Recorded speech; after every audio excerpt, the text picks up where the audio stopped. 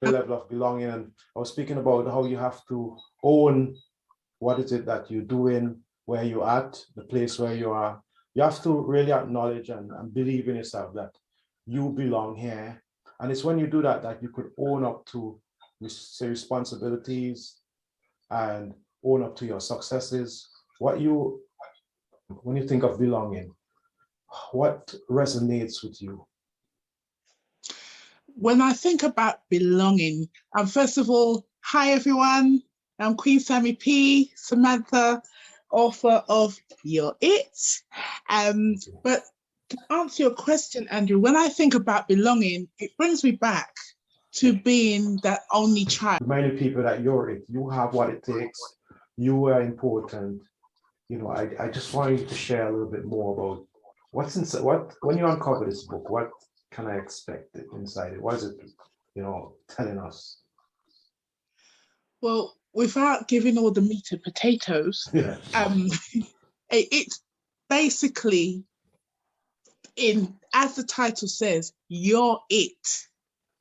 Yeah. You have to create your opportunities, and the book shows you what you need to do in every step to get what you need, to get love in your life, to get the man you want, to get money into your life, to have what you need to be to get those things.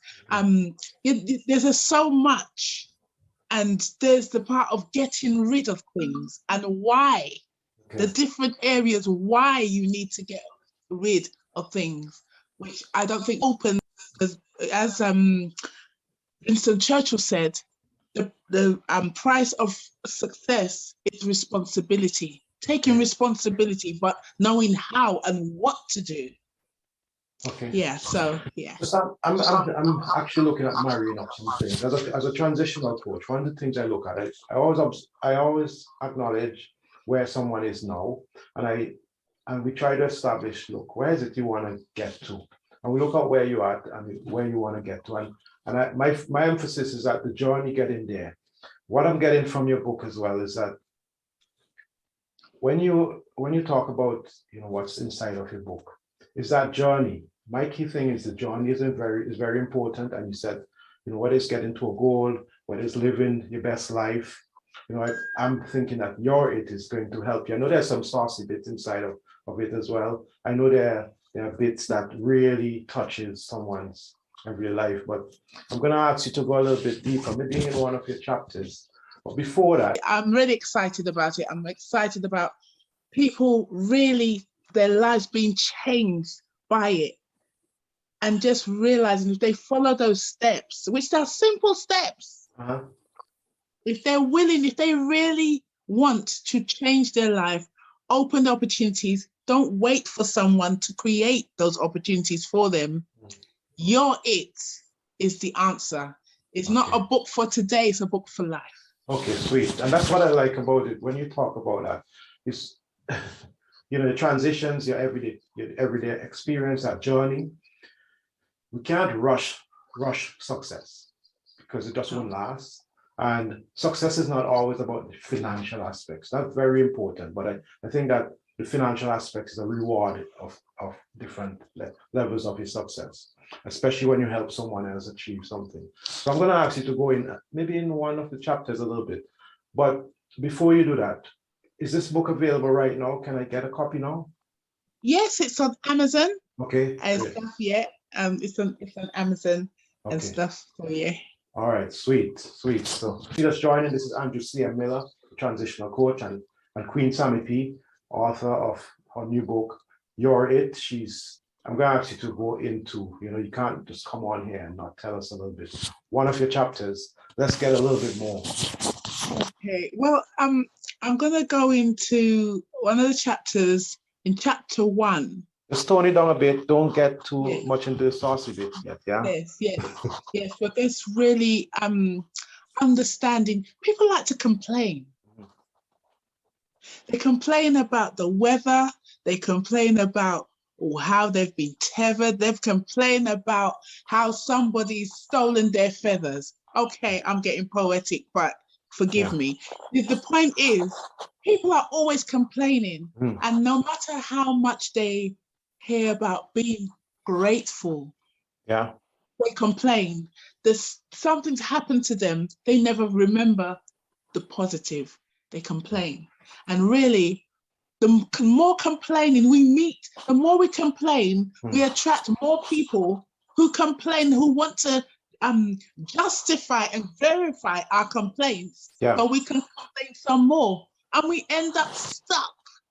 Yeah, I like the fact that you said stuck, because when we get into that chain reaction of the negatives, really, I mean, we create a burden, we create baggage. I talk about it in my own book as well, the Knowledge Cube concept, about baggage and really creating baggage for yourself and carrying around baggage. So I like that aspect. Yes. Anything else you can share? I'm digging. Well, there's really how to be the person that you need to be to get what you want. Okay. Because so many people say, I want you, ask them, what do you want? I want a big house. I want a good man. And he's got to be rich. It's got, he's got to have the best car and stuff. And, he's got to do this, he's got to do that. And then I ask a lot of people, what are you willing to do to be that person to attract that man?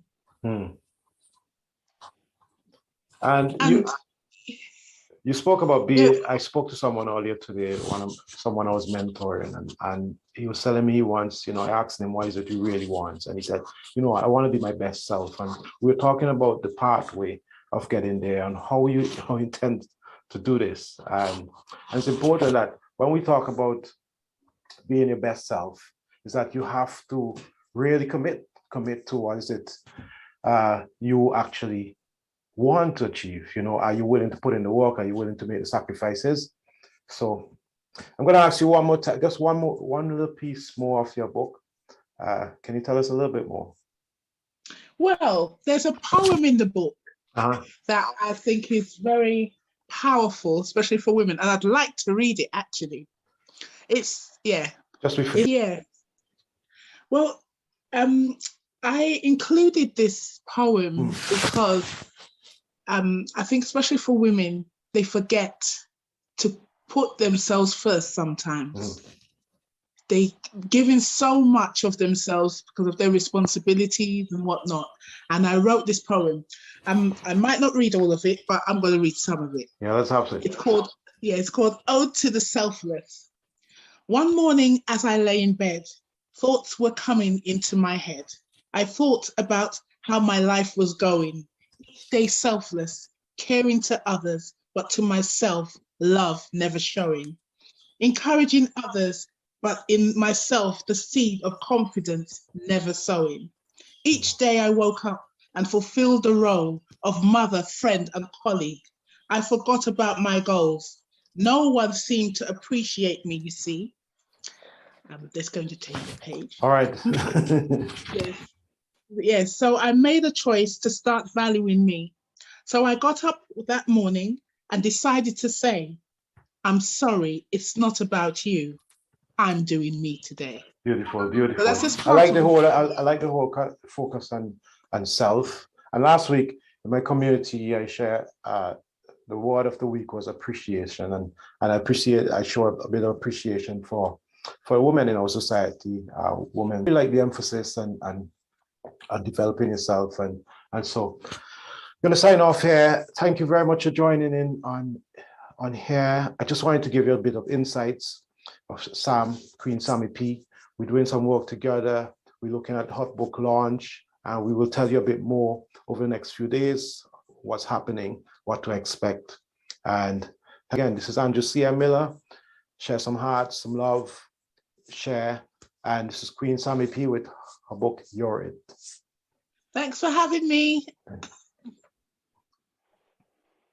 Get your copy today.